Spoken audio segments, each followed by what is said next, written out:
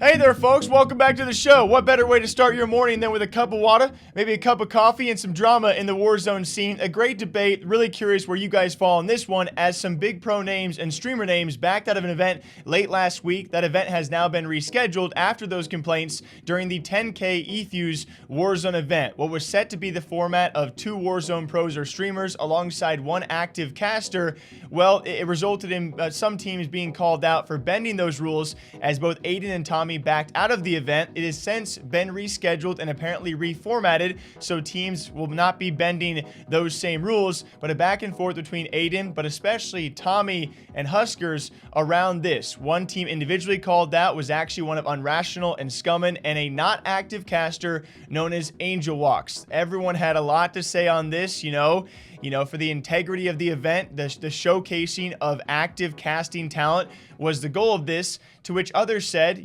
this roster did meet eFuse guidelines, and that's why they were allowed to compete, because Angel Walks, not an active caster, but had previously casted, so he did fit the rulebook, just so you guys know. But that was before Aydan and Tommey then dropped out of the event, and all heck broke loose. As Tommey said, opting out of the tournament today, it was meant to be a fun tournament with casters who spend their days talking over our gameplay, having a chance to now play alongside and compete against their peers. Sucks when people see a prize pool and only that. Aydan follows up by saying, opting out of that caster 10K because the teams are rugged. I may still stream today, but packing is first priority. I'll keep y'all updated. To which later, Huskerrs actually tweeted out, tourney got postponed because people were biatching about some crap, gonna game and do wagers later, which sparked a lot of responses. And just so you guys know, this actually does happen quite a bit, not just with Twitch rivals or these smaller third-party events, but a lot of events that are streamed have people trying to bend these rules. It does happen. Last time we talked about this, Pokimane was calling out Twitch rivals for Valorant because there was one team in particular who was absolutely nuts. So this happens all the time. It always gets resolved. It never really goes to a great length of toxicity, but this is actually very common ground.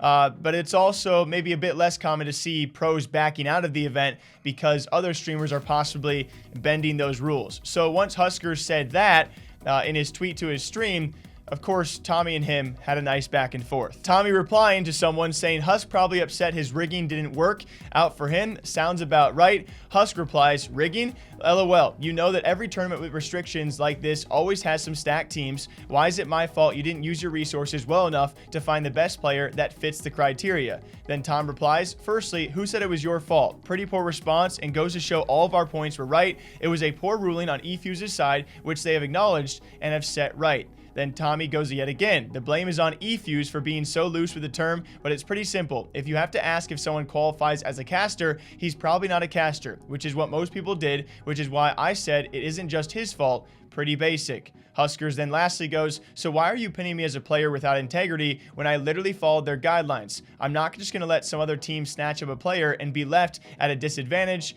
Do you not understand that? And I do really understand both sides, because I've also covered stories about both of these sides. Technically, by eFuse's previous guidelines and rules, this team did fit. When it comes to morally or integrity-wise, was it the right move to choose someone who is not an active caster when you know that the opportunity is to actually showcase and highlight an active caster?